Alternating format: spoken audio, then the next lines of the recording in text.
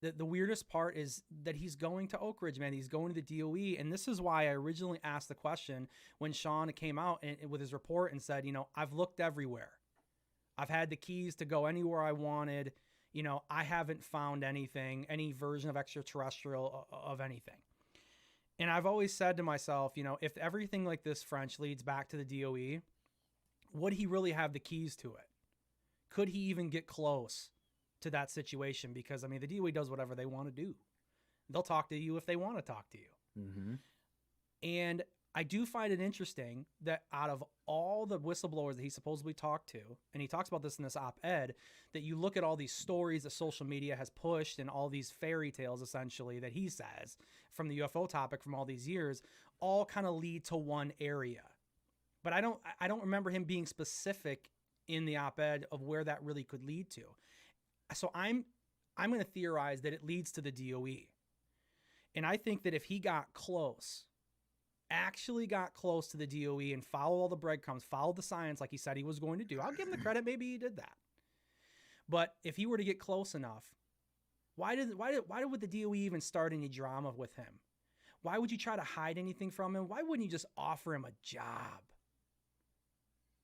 Why wouldn't you just say, hey, what do you think about coming? Hey, yeah, we hear what you're saying. I know you're looking for this. Yeah. What do you think about coming working for us after this whole thing's done? We know you're getting frustrated with how this is all going. We know you kind of are thinking about leaving maybe, you get that sense from Kirkpatrick.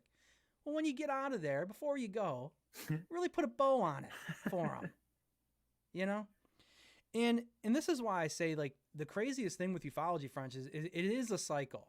And you do see a lot of the cycle. And I harp on in the past about people not forgetting the old history. And that recency bias right now in ufology is a fucking problem, dude. It's a real problem. And if you don't take a moment and look at how Kirkpatrick treated everything with Arrow, and then look at where he's going, and then step back and say, what happened with Project Sign, Project Blue Book?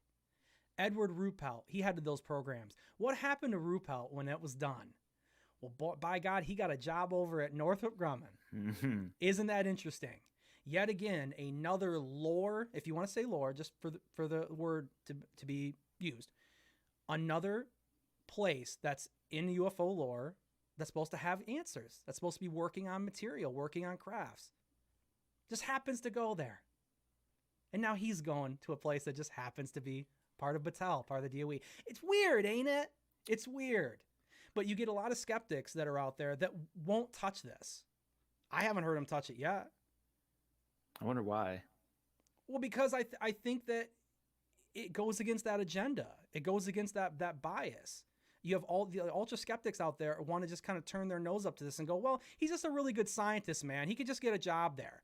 I'm sure there's a lot of places he could get a job. But don't you find it weird that that's the one he goes to? Come on. You have to, even if you don't believe there's a connection, you cannot ignore the strangeness. You're just being disingenuous at that point, bro. Right?